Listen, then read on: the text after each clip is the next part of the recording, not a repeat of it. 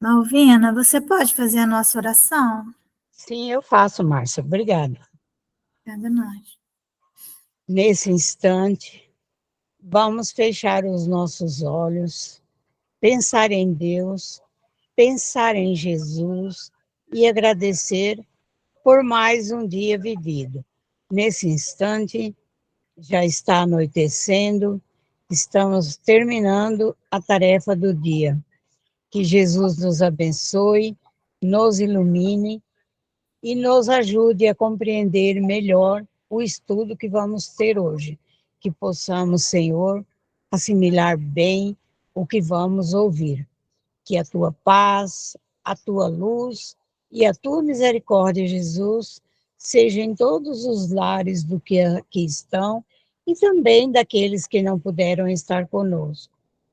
Jesus, te peço por todos aqueles que se foram, que sejam socorridos, levados para as escolas de ensinamento, hospitais de tratamento, e que a tua paz, Jesus, seja com todos. Também peço por aqueles que estão nas ruas, com frio, com fome, e que a tua paz, Jesus, envolva pessoas para prestar o socorro necessário, uma mão amiga, que estende um cobertor, uma sopa quentinha, uma luz na vida dessas pessoas que tanto necessitam. Jesus, eu te agradeço imensamente pelo dia de hoje, onde pude cumprir as minhas tarefas, tomar as minhas refeições e estar neste momento estudando um pouquinho mais da tua doutrina. Obrigada, Jesus, por tudo que nos destes. Seja conosco, hoje e agora, por todo sempre, que assim seja. Que assim seja, graças a Deus. Então, meus queridos, eu estou pensando de como nós temos um estudo logo em seguida, nós vamos utilizar um pouco daquele tempo para avançarmos, porque pensando em concluir todo esse assunto é hoje, né? Nós temos, caso a gente avance, tá bom? Porque daí a gente termina, né? Tudo, fica tudo gravadinho, tá bom? Isso que eu estou pensando. Então, deve ter entrado aí para vocês um slide. A Sim, Entrou fraternidade. sim. Ótimo. Então, meus irmãos, fraternidade. Quando nós pegamos as obras básicas, o livro dos Espíritos, das leis morais, nós vamos encontrar ali aqueles princípios que eles têm origem na filosofia de Jean-Jacques Rousseau. Então, nos tempos atuais, considerado de forma absolutamente equivocada aquele que teria dado base para a implantação das ideias de esquerda, porque essa é uma tentativa de se reescrever ou se fazer uma releitura da filosofia de Jean-Jacques Rousseau. A Revolução Francesa, ela pegou essa bandeira, liberdade, igualdade, fraternidade. Isso realmente deu base para a Revolução Francesa, né? Onde caiu, né, aquela noção do governante enquanto divindade. E então, para que os servos dessas nações passassem a ter direitos. E então, o poder saiu da mão de um imperador, né, de um rei, e passou à mão do Estado. Só que a Revolução Francesa, ela foi absorveu as ideias de Jean-Jacques Rousseau, que a antecede em um largo espaço de tempo, mas simplesmente essas ideias são completamente desfiguradas. Basta ver o que aconteceu logo depois, que aquelas pessoas que derrubaram ali, né, aquele império na França, o que eles fizeram logo assim que assumiram o poder. Por que estamos falando isso? Porque essas ideias, liberdade, igualdade e fraternidade, elas estão, todas elas, em as leis morais do Livro dos Espíritos. Allan Kardec absorveu a filosofia de Jean-Jacques Rousseau. Por que isso? Porque Allan Kardec foi discípulo de Johann Heinrich Pestalozzi, João Henrique Pestalozzi, que foi discípulo de Jean-Jacques Rousseau. Então, nós temos Rousseau, Pestalozzi e Allan Kardec. E então, Jean-Jacques Rousseau, ele pega uma palavra que é um arquétipo dentro do Evangelho de Jesus, a compaixão, e ele escreve sobre educação, e ele diz que a compaixão deveria ser erguida a uma categoria política dentro da educação. E ele, então, fala sobre o que seria a compaixão, Jean-Jacques Rousseau, e ele diz que a compaixão, ela é inerente à natureza humana. E então ele fala desse homem primitivo, dos animais, que os animais entre si, eles têm esse instinto da compaixão. E tudo isso foi desfigurado ao longo do tempo. Entretanto, a palavra compaixão, nós vamos encontrá-la na parábola do bom samaritano. Um homem foi tomado de compaixão. E ao ser tomado de compaixão, ele realizou atos de misericórdia. Essa palavra compaixão também foi desfigurada, a palavra fraternidade, a palavra igualdade. Entretanto, o conhecimento religioso, a religiosidade, ela está no nível muito acima dessas questões da política do mundo. A religiosidade, ela está numa dimensão que nós vamos chamar o incognoscível. É uma dimensão em que não há raciocínios intelectuais pura e simplesmente, mas é a dimensão da intuição. Nós só podemos acessar religiosidade, só podemos acessar Deus pela intuição. A intuição é a forma mais perfeita de acesso ao conhecimento. Então, não passa pelo intelecto, é uma outra dimensão do ser humano. O grande conspirador contra a implantação do reino de Deus na Terra foi justamente o fracasso da religião, que desceu da sua dimensão do incognoscível para os níveis do poder temporal durante 2000 anos. E então fracassou, e o homem perdeu a sua conexão com a sua própria dimensão da intuição. Porque a intuição é diferente de inspiração. Inspiração é uma mente de fora que nos passa alguma informação. A intuição somos nós mesmos, o próprio ser é uma mediunidade anímica em que nós mergulhamos no espaço e no tempo de nós mesmos, buscando referências em experiências que já tivemos, ou no próprio conhecimento disponível nas dimensões espirituais, podemos ir buscar esses conhecimentos. Então, isso que é a intuição. E a religiosidade, a religião, ela está nessa dimensão. O que, quando você pega liberdade, igualdade, fraternidade, você tem que... Esses conceitos, eles têm que ser interpretados pela intuição e não pela razão, certo? Por isso que a política do mundo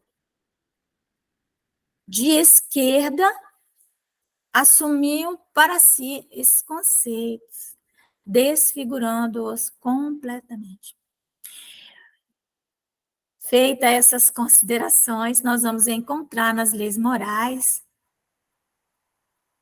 esses conceitos: liberdade, igualdade, fraternidade.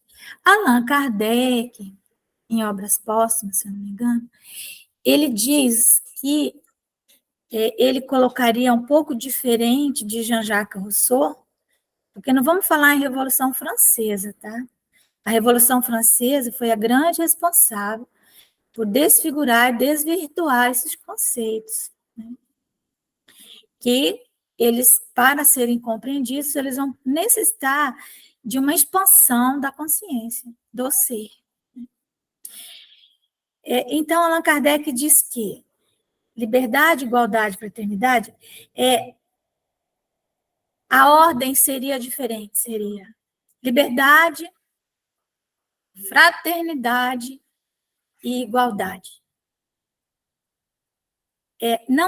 Não é possível realizar fraternidade, não é possível realizar igualdade sem antes realizar a fraternidade, porque ela é o elo que une a liberdade e a igualdade. Olha quanto Allan Kardec era lúcido, porque se você coloca a fraternidade no meio da liberdade e da igualdade, então você vai compreender que ninguém precisa modificar nenhuma estrutura de governo, nenhuma forma, nenhuma ideologia, nada, para dividir o que é seu, o que ele já tem. Certo?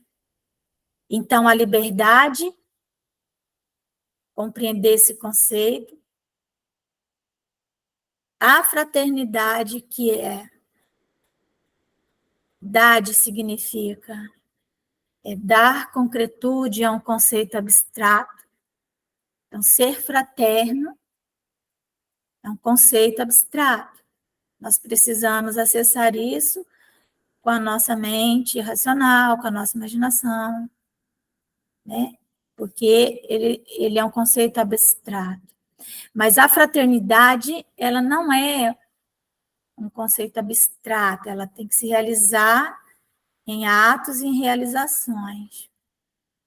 Igualdade, a mesma coisa. E liberdade também. Então, o que é ser livre, o que é ser igual e o que é ser fraterno? O livre-arbítrio, ele é um dos princípios básicos da doutrina espírita. Não é? Está lá. Livre-arbítrio. Então, nós vamos compreender a liberdade junto com a doutrina espírita. Que liberdade é essa? E aí nós vamos contextualizar tudo isso dentro do Livro dos Espíritos e vamos ver quando Allan Kardec fala da impossibilidade, ele não, os espíritos, de se dividir toda a riqueza. porque o conceito de igualdade é justamente a realização da igualdade, que tem o conceito de ser igual, mas a realização da igualdade, ela somente acontece quando você trata os desiguais de forma desigual e os iguais de forma igual, certo? Então, as diferenças, elas são inerentes, as diferenças, à própria lei da evolução. Então, nós estamos contextualizando esses conceitos dentro da visão da doutrina espírita. E não dentro de ideologias que, infelizmente, estão avançando a largo passo dentro do movimento espírita. Pegando esses conceitos e transformando-os em ideologias absurdas e totalmente desconectadas da doutrina espírita. Então,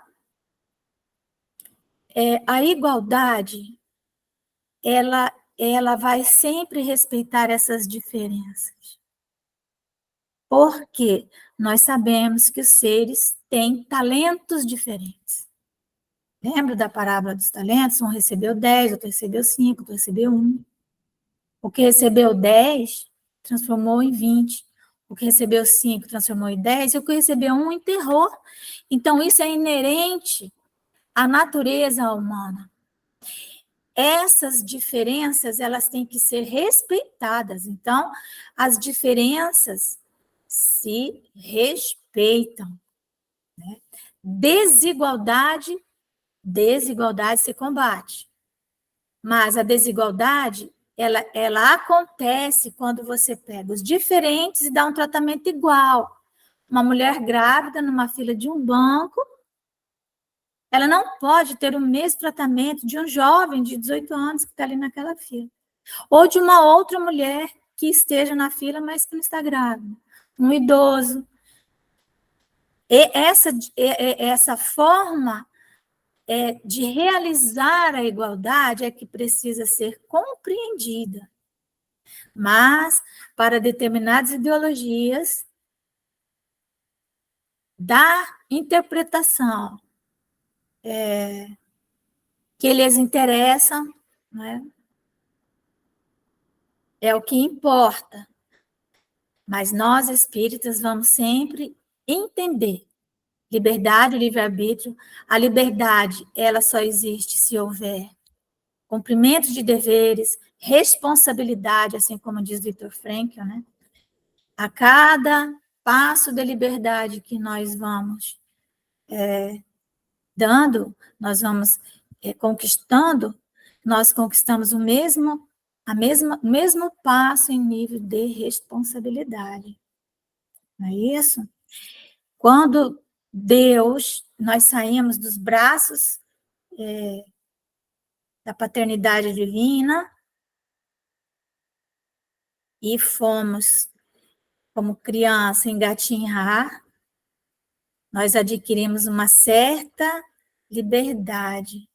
Passamos por experiências um pouquinho difíceis, até começar a andar, mas mesmo assim ainda, Deus estava como uma grande mãe ali, cuidando de uma forma muito próxima, no sentido de fazer as intervenções para que não viéssemos a sofrer consequências de atos para os quais não tínhamos consciência deles, noção, né? Mas, conforme fomos avançando em liberdade, fomos também gerando para nós responsabilidades, e então Deus foi, aos poucos, nos soltando, até o ponto em que nós passamos a conviver de uma forma mais efetiva com o mundo da matéria. E sim, passamos a sentir prazer nessa convivência com o mundo da matéria e passamos, então, a nos preocupar com a nossa sobrevivência, passamos, então, a pensar, enfim, a acumular coisas, fomos sentindo prazer no acúmulo de coisas, e isso são as sensações que fomos tendo, e isso está em lei de amor. No princípio, eram os instintos que se elevaram à categoria de sensações, né? Em que momento nós passamos a ter essas sensações de prazer na relação com a matéria? Quando adquirimos mais liberdade. Então, as sensações. E quando tivemos prazer, nós também começamos a avançar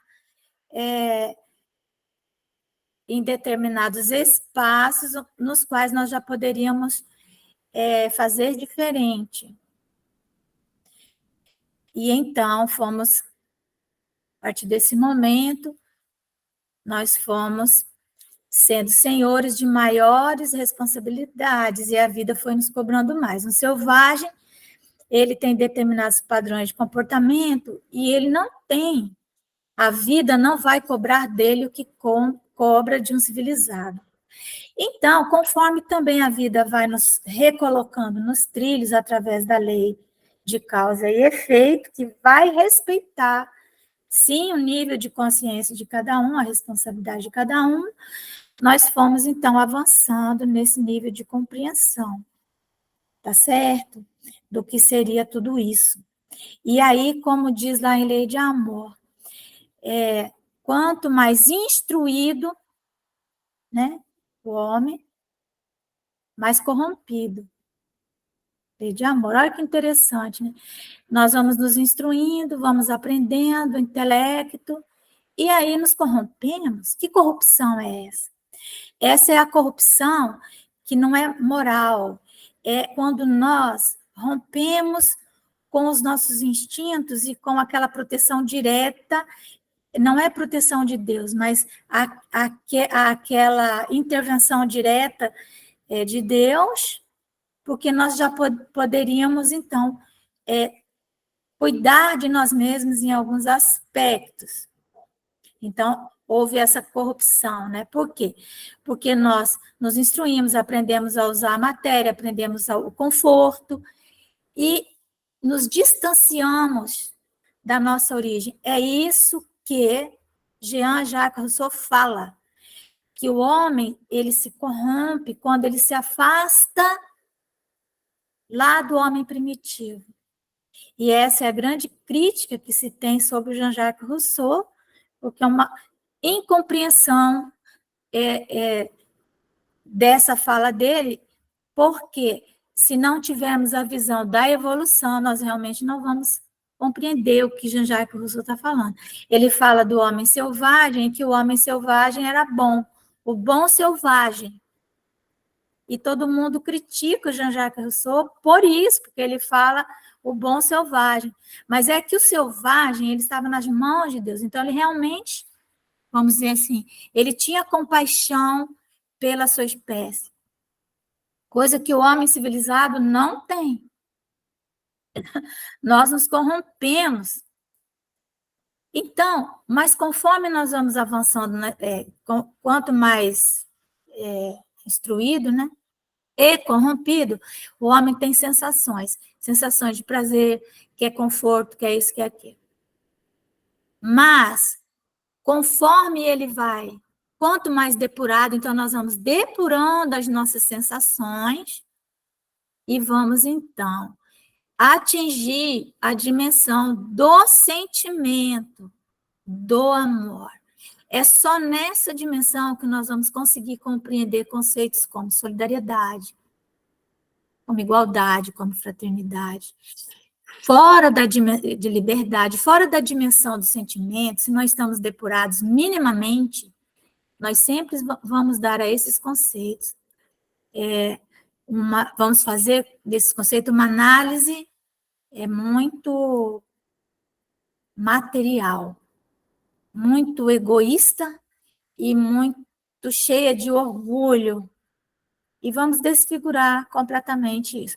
Então, o que está no livro dos Espíritos são esses conceitos que precisam ser analisados no seu conjunto, no conjunto da obra, para não incorrermos nos erros de muitos espíritas, entre aspas, porque quando você passa a fazer essa abordagem desses conceitos, embasando nas leis morais do Espiritismo, você não compreendeu o Espiritismo.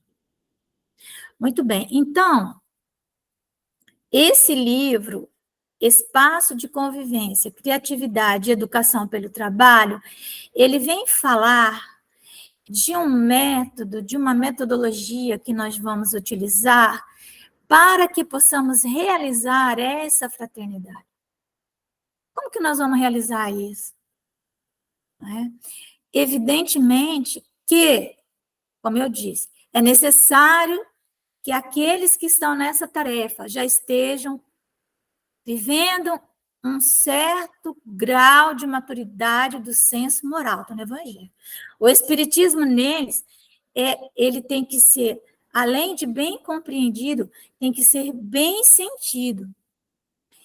A pessoa que vai trabalhar nessa área tem que ser aquela que ela abre o Evangelho e ela sente a luz que vem antes até dela ler alguma coisa. É necessário um certo grau de maturidade do senso moral. Isso está no Evangelho segundo o Espiritismo. Né? Senão, nós vamos incorrer em ideologias e trazer isso para o trabalho e vamos destruir o trabalho.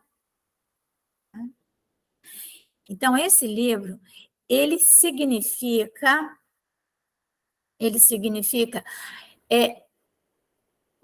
o que Platão significou para Sócrates, o que Pedro Ouspensky significou para Gurdjieff, né? O que Mateus e os evangelistas significaram para Jesus, só estou dando assim, porque ele foi escrito por alunos de um filósofo, Mário Barbosa, que ele estava finalizando a tese dele de doutorado quando ele desencarnou, então ele não conseguiu escrever. Ele não tinha terminado e ninguém achou nada escrito dele. Então, Mário Barbosa, que é uma pessoa, inclusive, que a Dulce conviveu com ele, mas ele tinha realmente uma forma muito própria de falar sobre essa como realizar a fraternidade, né? Porque não é possível sem amar. E nós não conseguimos amar aquilo que não está próximo de nós. Se não amamos ao próximo que está, nosso irmão, né, que está ali do nosso lado, como que nós vamos, e que nós conhecemos, como que nós vamos amar a Deus que não conhecemos? Né? Isso está no Evangelho também. Então, esses espaços de convivência, eles geram essa relação de proximidade uns com os outros, seja qualquer área da casa espírita. Não é só na área da assistência e promoção social espírita, mas criar espaços de convivência deve ser uma prática para que nós possamos nos conhecer mais proximamente, estabelecer relações primárias entre nós, a fim de que possamos nos amar. Não é à toa que na reencarnação, no lar, né? O lar, segundo Emmanuel, o lar. O lar ele é um espaço que está limitado por paredes, né? Uma casa. Então, ali vivem pessoas da mesma família. E Emmanuel fala em Vida e Sexo que o lar é um pouso de desvinculação. Desvinculações, não é de vinculação, não. Desvinculações, vida e sexo. Por quê? Porque sempre tem aqueles espíritos que são o sustentáculo da família, mas a grande maioria está ali para se desvincular de cumplicidades, né, antigas, de vivências no crime, ou enfim, seja lá o que for. E essa desvinculação, ela vai ocorrer num espaço pequeno de convivência. Por isso que Jesus, que a vida coloca essas pessoas nesse mesmo espaço e ficam ali, irmão com irmão, convivendo.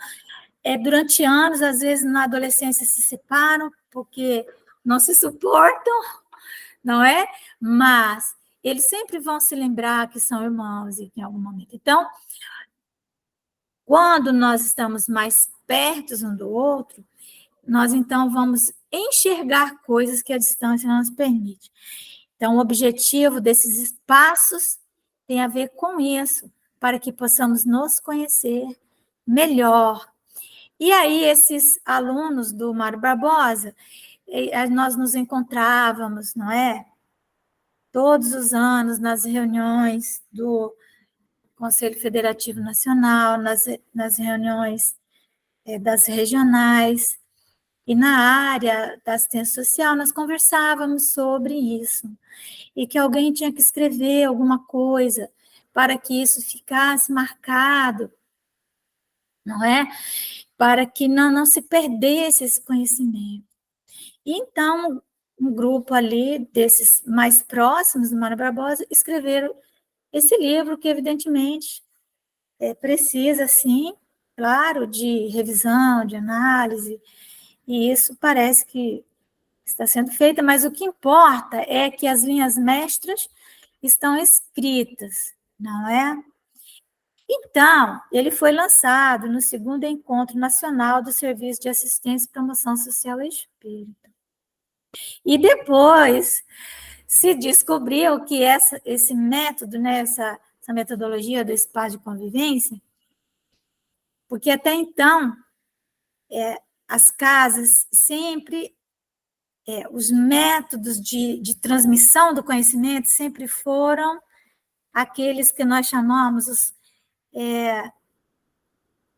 cognitivos, expositivos cognitivos, em que aquele que iria receber o produto daquela exposição, daquele conhecimento que ia ser exposto, ele ficava passivamente assistindo, né, e absorvendo aqueles conceitos, e ele teria que digerir isso sozinho, porque normalmente, depois que o conteúdo era passado, encerrava-se a reunião, vamos todo mundo embora, não é? E então a pessoa ficava, às vezes, fazendo análises solitárias. Raramente um expositor espírita ficava depois tirando as dúvidas e tal. Descobriu-se que, quando a ápice fala em espaço de convivência, o pessoal falou, nossa, nós podemos levar isso para o estudo sistematizado da doutrina espírita. Nossa, que legal! Nós podemos fazer isso também no estudo da mediunidade. E se descobriu que esse é o método, porque é o aconchego, não é? É ele que vai permitir nos conhecermos mais e melhor. Porque eu já vi expositor espírita que chega faltando 1 minuto para a palestra começar. Correndo, o dirigente ficando desesperado, ligando, chegando em cima da hora. E ele termina a exposição e ele sai antes de terminar os passes. Então, não há nenhum tipo de interação, né? Então, essa metodologia, espaço de convivência, criatividade e educação pelo trabalho, trabalha toda ocupação útil. Então, ele é produzido a partir de uma prática. São experiências, não é através de conceitos intelectuais, é através de uma prática. E o trabalho constitui-se num eixo filosófico da assistência e promoção social espírita. Então, essa ocupação útil, ela vai dar o eixo onde nós vamos praticar a fraternidade. Né? Então, que trabalho é esse?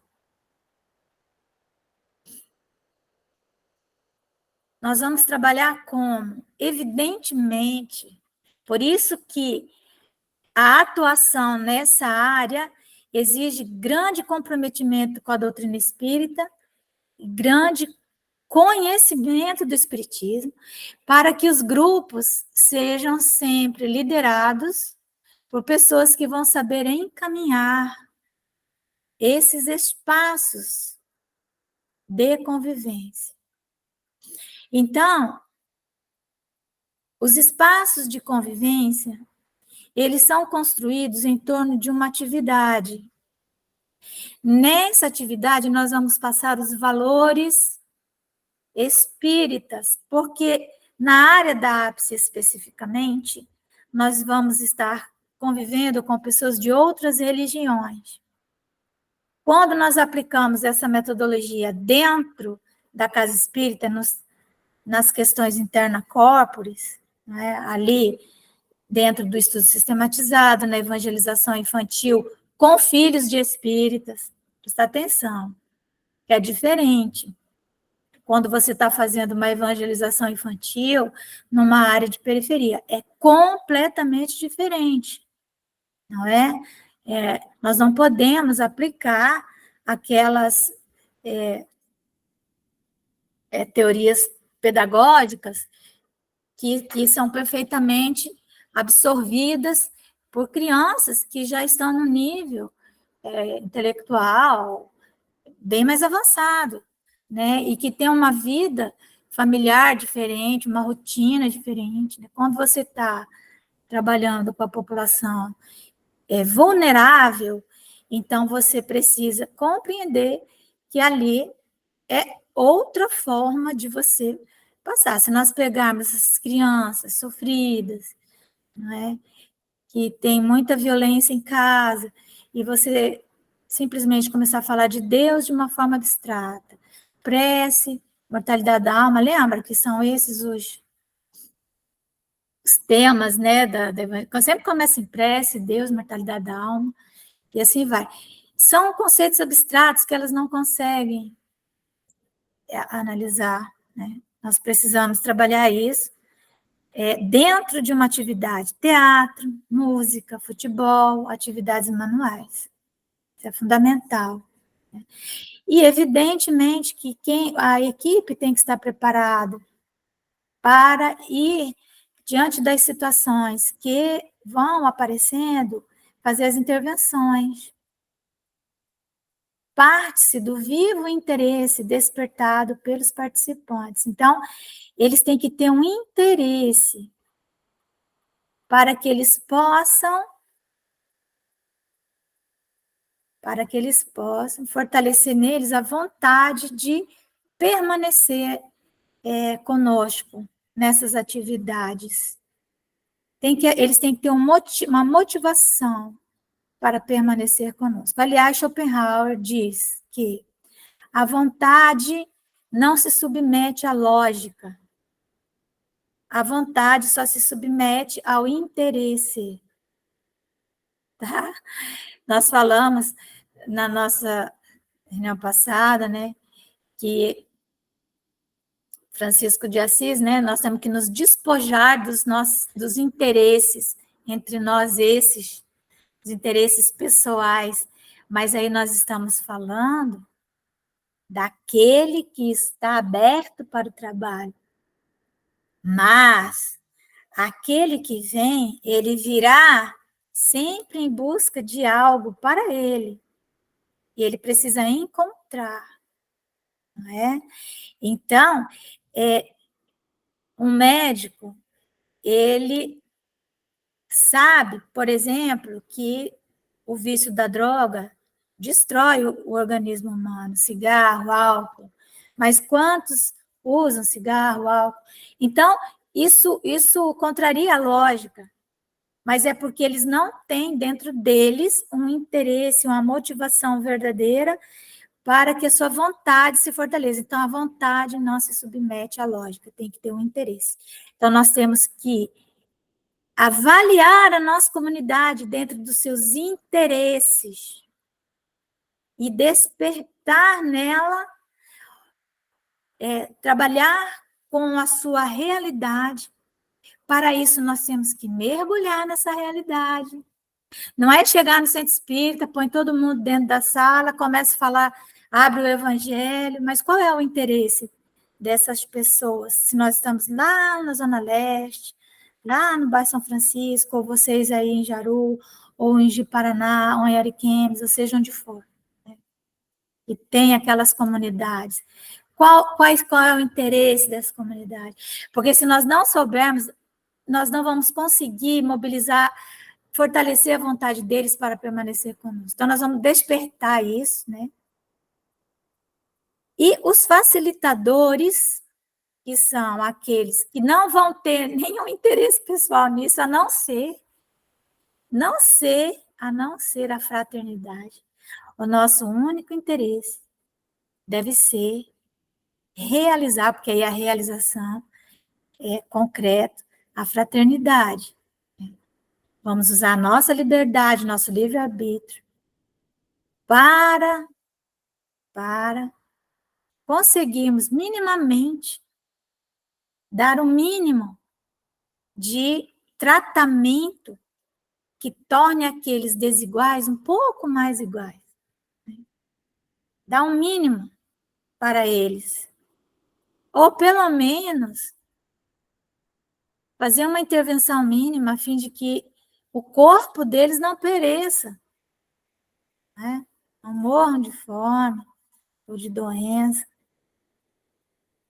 Desse processo surge, então, um processo, temas, questões, conflitos, os quais são trabalhados com o conteúdo doutrinário, que passa de instrução à vivência. Então, nós vamos sair daquela metodologia, né, pedagógica instrutiva para a verdadeira educação, que é a vivência, fundamentada na compaixão, né?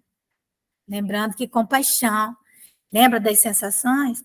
A sensação mais depurada que nós podemos ter chama-se compaixão.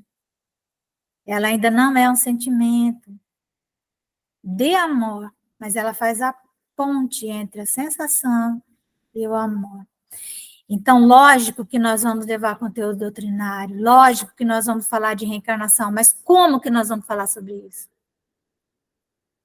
Diante de uma situação, né? Então, que temas nós vamos abordar? Às vezes, nós estamos numa roda de conversa com adolescentes. Aí vem um e diz assim, que ele traz uma questão tão grave da vida dele ali para o grupo, que nós ficamos muitas vezes sem ação. Nem sempre estamos preparados. Às vezes o adolescente fala assim, olha, eu tirei a vida de uma pessoa, sirvo a facção tal, mas eu estou querendo encontrar Jesus. Já aconteceu conosco. Teve um que falou assim, eu encontrei Jesus lá na igreja tal, mas eu gosto de vir aqui. O pastor disse que eu posso, só não posso ficar lendo os livros de vocês. E como que nós vamos abordar isso, não é? Outros trazem violência doméstica, questões de agressões na sua intimidade mais profunda, pedofilia. E nós vamos ter que encarar isso, não é? Quando nós estamos, evidentemente, numa comunidade vulnerável, isso vai aparecer. Às vezes, nós programamos, porque tudo nós programamos, né? O facilitador, ele programa. Só que ele programa um tema, aí quando ele chega, o grupo está todo mexido, né?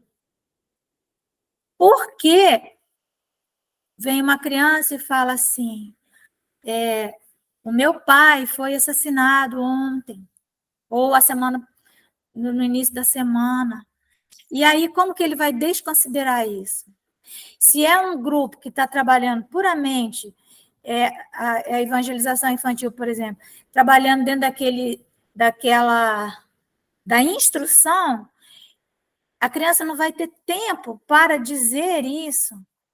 Eu vou dar um exemplo que aconteceu comigo. Nós temos lá, nosso sábado é só espaço de convivência, mas nós temos um momento antes de interação com todas as idades, né? É a família inteira, aí vai mãe, pai, criança, tudo. E aí, aí depois a gente finaliza com uma prece para liberá-los para os vários grupos. Nós temos futebol, nós temos artesanato, nós temos várias atividades, né? Teatro, dança, inúmeras atividades. E aí, eu fiz a prece e eu falei assim, bom, meus queridos, então, vamos pensar em Jesus e vamos pedir algo que nós desejamos muito a Jesus. E Jesus é o nosso momento de pedir, né? Falei isso, né? Aí, fiz a oração, quando eu terminei, tem um grupinho de meninas que eu interajo muito com elas. Sempre que eu termino, eu estou lá, elas vêm falar comigo. Então, eu cheguei até elas, tirar fotografia, essa brincadeira. Aí teve uma que disse assim para mim, sabe, tia Márcia, quando a senhora fez a sua prece, eu chorei tanto. Aí eu falei, foi, meu amor, por quê? Porque a senhora falou para a gente pedir, mas o que eu ia pedir, Jesus não poderia me dar. Eu falei, não, que coisa tão difícil é essa que Jesus não poderia te dar? Ela falou que a minha mãe morreu na semana passada. E aí eu fiquei, foi como se eu tivesse levado uma facada, porque assim no peito, porque, meu Deus, eu podia esperar qualquer coisa, mas a minha mãe morreu. Não, ela tinha razão, realmente, ela ia pedir para Jesus isso. E qual seria a abordagem que eu ia fazer com eles ali, com elas todas mexidas, porque todas amiguinhas. Então, veja, se tinha algum tema preparado, ele teve que ser substituído imediatamente, não é? É isso que nós temos que estar atentos. E é isso que essa metodologia proporciona, porque nas evangelizações normais, que deveriam modificar seus métodos, né? A aulinha, né, é uma aula, a criança já passou a semana inteira na escola, dentro de uma sala, né? E aí as aulinhas, elas são muito iguais àquelas, porque é a professora, né, a tia professora traz a aulinha preparadinha, e é em cima daquilo. Dificilmente você vai conseguir modificar isso para atender a demanda do momento. Por isso que também muitas evangelizações infantis passaram a adotar essa metodologia mesmo em grupos que não são vulneráveis, financeiramente falando, né? Então, ao atender pessoas de diferentes religiões, o mais relevante é deixar fluir a mensagem da autêntica fraternidade. Então, deixar, especialmente nos grupos que estão começando, permitir que eles falem e que eles é que têm que falar de si, para que nós possamos ir pescando. Por quê? Está lá, olha aqui, né? Em Paulo e Estevão, Emmanuel fala o seguinte, é na marcha, na caminhada, que temos a oportunidade de ensinar alguma coisa e revelar quem somos. Então, nas primeiras reuniões, por exemplo, de grupos de gestante, grupo de nutrizes é aquela que já teve o bebê e aí ela está nutrindo, grupos já de mães, né, que as crianças já têm mais de 2 anos. Então, ela vai trazer essa mãe a sua demanda, ela vai se revelar, ela vai falar dos seus anseios. Se nós ficarmos tentando passar conteúdo cognitivo, pura e simplesmente, elas não terão oportunidade de falar, e elas e eles, né, os pais também, normalmente eles não têm voz. Normalmente eles não têm voz. Os impactos na vida das pessoas que procuram, né,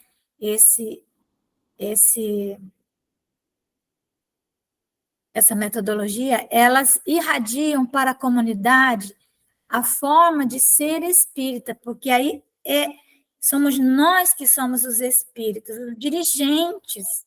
A casa tem que ter o seu núcleo espírita, dirigente, aqueles são os espíritas. E são essas pessoas que vão irradiar uma forma de ser. E a comunidade vai absorver essa forma de ser, porque muitas vezes eles não têm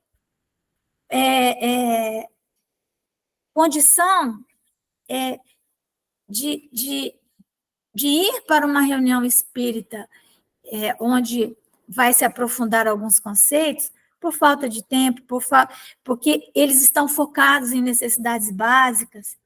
Então, nós precisamos irradiar.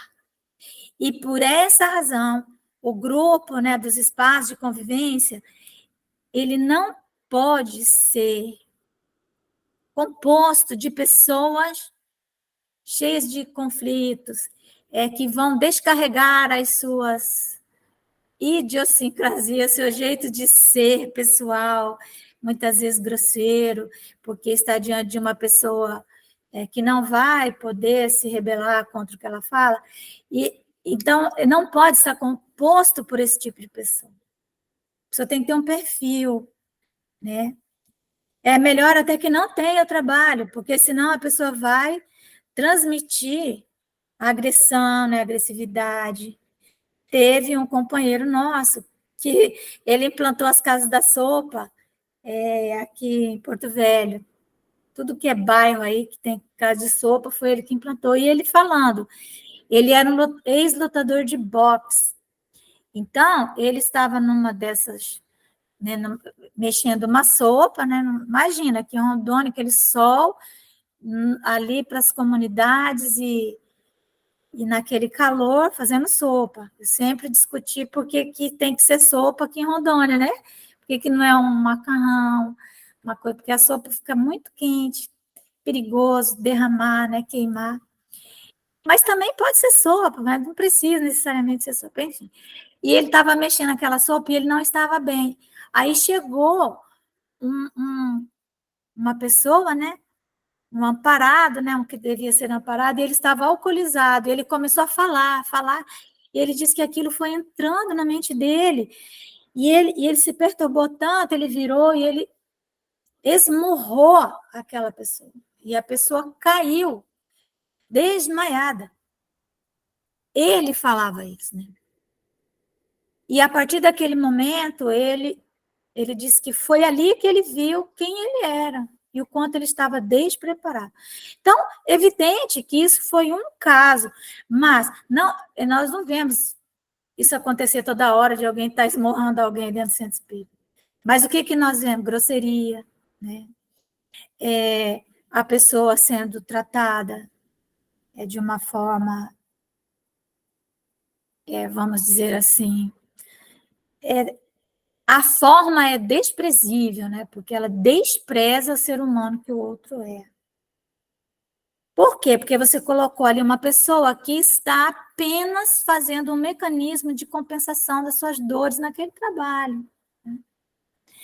Então, o magnetismo grupal, a convivência, a acolhida, a escuta que é qualificada e a possibilidade de aprendizagens múltiplas, sob a ambivalência de legítima fraternidade, veja, sempre vai ter um qualificativo aqui de fraternidade, para que nós não venhamos a pegar esse conceito que ficou desfigurado pelas ideologias de esquerda, né, especificamente. Então, a legítima fraternidade será a expressão de um evangelizar no sentido posto por Jesus e vivido por Francisco de Assis. Então, meus queridos, como eu falei, eu vou invadir um pouquinho o nosso horário para nós terminarmos e aí finalizo, tá bom? Essa prática metodológica, né? Como que ela vai acontecer? O que nós vamos precisar desenvolver no grupo? Quem é que vai participar disso? Então, é necessário conhecimento do Espiritismo, mas esse conhecimento aqui pressupõe uma compreensão também, aquilo que está lá no Evangelho. O Espiritismo bem compreendido, mas principalmente bem sentido, né? Leva à aquisição das virtudes lá do homem de bem. Reflexão coletiva. Significa que nós estaremos juntos, refletindo sobre um tema, certo? Nós vamos precisar trabalhar a coerência das nossas ações com o Evangelho de Jesus. Compreender o que seja coerência, estar alinhado. Devotamento e abnegação.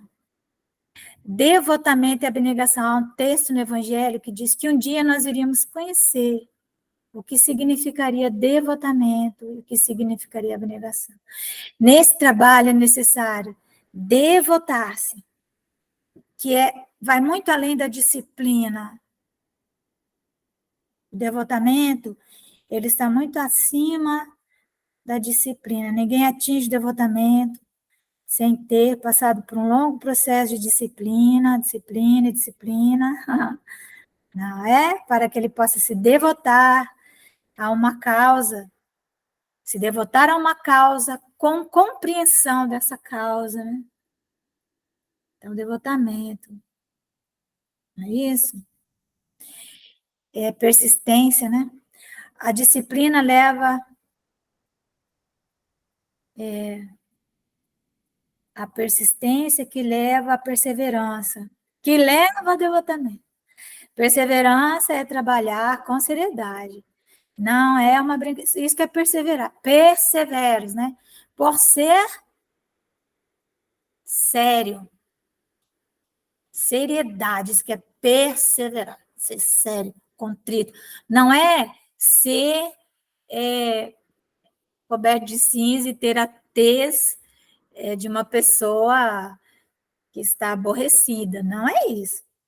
Pelo contrário, né? Perseverança, ela produz muita alegria. Temos que ser alegres. Mas trabalhar com seriedade, saber o que queremos, saber com clareza o que precisa ser feito, o que podemos fazer e fazer. Isso tudo passa por reflexão coletiva do grupo. Quais são as nossas forças, quais são as nossas fraquezas, onde nós podemos atuar, nós temos pessoal suficiente, o que podemos fazer bem, né? Isso vai exigir um nível, né, de devotamento, como eu falei, está bem acima até da disciplina, né? E a abnegação é negar-se a si mesmo, abnegar-se, né? Eu mesmo, eu vou negar o meu interesse pessoal, aqui, ó, desinteresse pessoal. Porque o outro vem com interesse. Então, se eu tiver o meu também, aí são dois empecilhos, não é? Então, olha aqui, ó. Nós só vamos voltar aqui para a gente passar agora rapidamente nesses conceitos. Então, compreensão, né? Nessas reflexões aqui que nós falamos, nós vamos ter que refletir até chegar no nível da compreensão, né? A compreensão é quando você abre o conhecimento e você, então, consegue fazer um julgamento de valor a respeito daquilo, né? É isso? Mas é a compreensão do que seja conviver. Então, nós temos que fazer essa reflexão.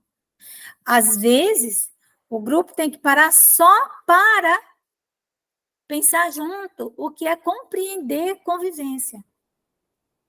O que é conviver? Né? Não tem nada a ver com converter, né? Está lá Francisco de Assis, mas nós temos que aprofundar isso, meditar esse conceito, certo? E ninguém vai aprender isso agora se ainda não sabe. Isso aqui o grupo tem que estar sempre voltando, mas o que é conviver mesmo? Mas nós estamos convivendo? Será que o nosso centro espírita não virou um clube social? Um clube onde as pessoas, os trabalhadores vão para se encontrar, para conversar entre si, e aí você já deu a cesta básica, tu empurra a pessoa. Já anotou ali na ficha, tá, vai ficando tão mecânico, e nós temos tanta saudade de conviver, mas lembra aqui a abnegação? Nós temos que nos negar, claro que a gente chega no centro espírita, nós somos loucos para se falar, se abraçar, contar a última, né? Porque nós somos humanos, nós queremos isso. Mas nós temos que encontrar outros espaços de convivência. Lá, a convivência é com eles. A não ser que seja o grupo interna corporis, por exemplo, de estudo sistematizado da doutrina para espíritas de classe média e média alta, que normalmente é, aí nós podemos abrir espaços de convivência dentro do grupo. Mas, quando nós estamos lá, não é? Nós temos que saber o nome da pessoa, nós temos que chamá-la pelo nome, né? Saber onde ela mora. Enfim, desafios, muitos desafios.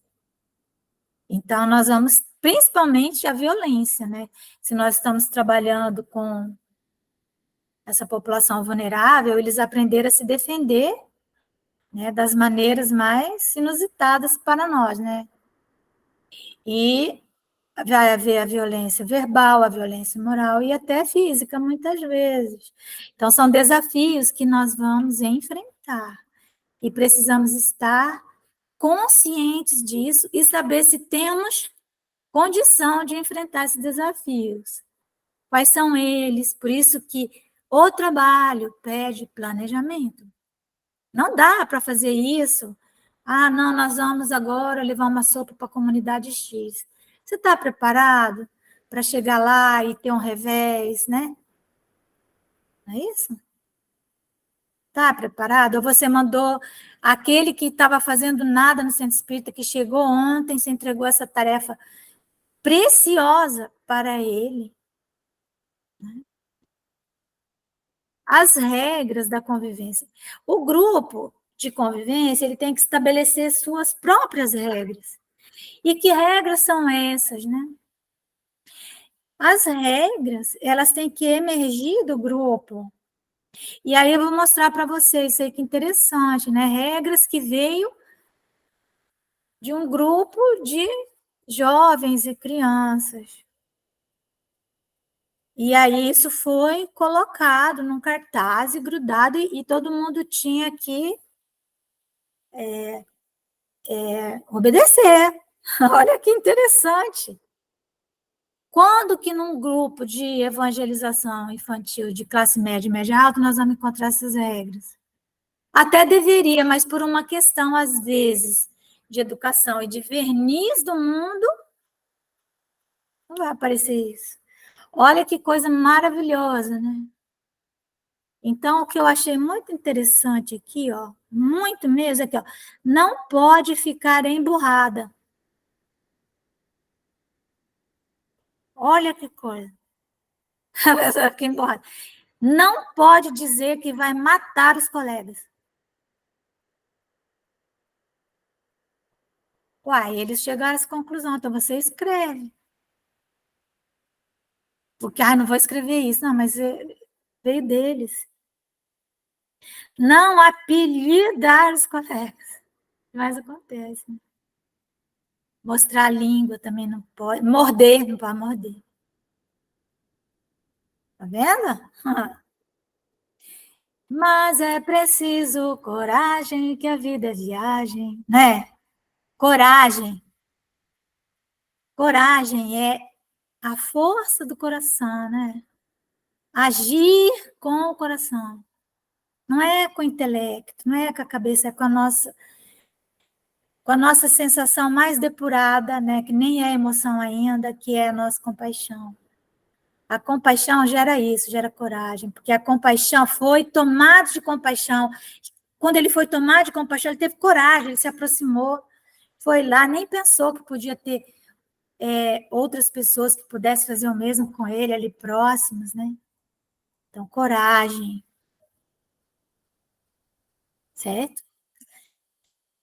Agir com o coração é a compaixão, que permite, porque a compaixão é uma sensação depurada, que nos impulsiona, que nos movimenta. Que é a compaixão, nos movimenta. E nos movimenta na direção de realizar atos de misericórdia. São as duas palavras arquetípicas que no terceiro milênio nós precisamos compreendê-las e que estão na parábola do bom samaritano. Foi tomado de compaixão e depois, né, o doutor da lei diz que o próximo foi aquele que usou de misericórdia para com ele. Não é? Aqui a abnegação, né? Então, olha aí, aquilo que já que Rousseau fala, os animais nos dão lições de compaixão, é compaixão.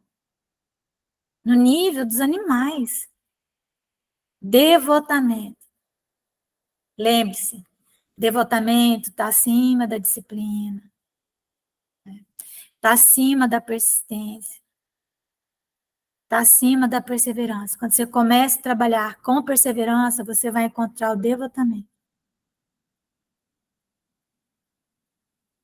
Cumplicidade. A criança vem e fala tantas coisas, mas não só a criança, aquela mãe sofre violência em casa, mas não tem coragem de... Cumplicidade, gente. É um nível de compreensão do outro, sem nenhum julgamento. Compromisso, né? Então, aí nós estamos falando da equipe. A equipe tem que estar comprometida, ela tem que estar com esse trabalho, não é vestir a camisa, né? Tatuar a camisa, né? Ela tem que realmente estar comprometida. E o compromisso, ele só vai aparecer se nós nos reunirmos também em rodas de conversa, em espaços de convivência entre nós. Temos que ter os nossos espaços. Como diz Kardec, né? Os grupos espíritas precisam se visitar. Está lá, Livro dos Médiuns, segunda parte. Vamos ler quando ele fala das sociedades espíritas, que ele fala que devem ser, sim, grupos pequenos, que se visitem, que se amem. E dentro da casa, os departamentos não podem ser departamentos. Nós temos que estar sempre compromissados uns com os outros, né? Para que nós possamos viver, então, essa liberdade, essa igualdade, essa fraternidade. Bom?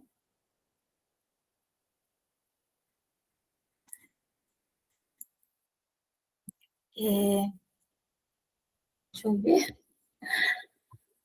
Então, nós não vamos ter a nossa outra reunião. Se vocês quiserem falar alguma coisa, nós podemos conversar, porque aí nós finalizamos isso, tá certo? Finalizamos os nossos conteúdos. Então, se alguém tem alguma manifestação, ninguém vai falar nada? Ou estão meditativos? Fala, Sandra. Vou sim. Vou falar que acho que não teve uma fala tão boa quanto a sua. Você foi completa, né? Uma fala assim, eu estava assim ouvindo e mergulhada assim nos seus pensamentos, né? Na coerência de tudo e na morosidade, na vivência, né? De muitos anos de vivência, de estudo, e de dedicação. Então está tudo muito completo, assim, tão explicado, né? Essa roda de convivência. E achei bem interessante o momento que você falou do lar, né? Achei bem interessante, muito interessante. Todinho, muito, muito, muito boa. Então, acho que eu não tenho nada a acrescentar, né? Eu acho que não é que no meu caso, não é que eu fiquei meditativa, mas eu fiquei, assim, muito satisfeita com a sua explanação. Muito feliz. Tá bom, meus amores. Temos ainda, caso vocês queiram, né? Isso aqui nós encerramos, né? Em termos de conteúdo teórico. Só vou mostrar aqui para vocês que nós apresentamos em alguns eventos, espera aí, que nós podemos, só para mostrar, tá? Espera aí.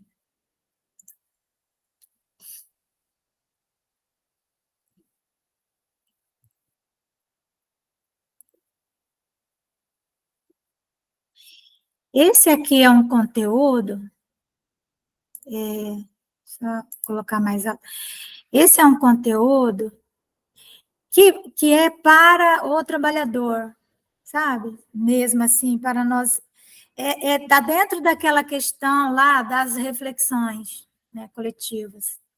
Afeto, acolhimento e educação, né? Então, as reflexões que nós precisamos aprofundar nesse trabalho. Mas, evidentemente, que não é só nesse trabalho. Isso aqui a gente levou em várias regiões do nosso país. E, então, nós podemos encontrar algum momento para falar sobre isso. Caso vocês desejem, nós podemos fazer mais uma vez, não precisa ser nesse sábado, se vocês estiverem cansados, mas podemos ver isso depois. Mas é uma reflexão importante que nós fizemos. A Dulce está quieta aí. Ei, Dulce, fala alguma coisa, mulher.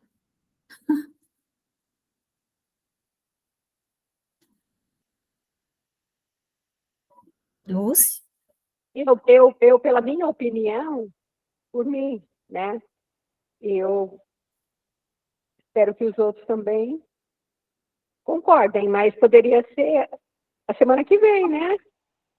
Por mim pode ser, porque como é um conteúdo que vai ficar gravado, mesmo quem não puder, aí pelo menos dá uma boa fechada, né? Entendeu? Uhum. Aí fica disponível. Se ninguém discordar, eu me disponho, sim, a que estejamos pela nossa última vez nesse assunto. Tá bom? Vamos encerrar. Combinado. Ah, agora falou, né, Dulce Neto? Existe, né, mulher? Então faz a nossa oração, Dulce. Então fica combinado, afeto, acolhimento, educação, para nós.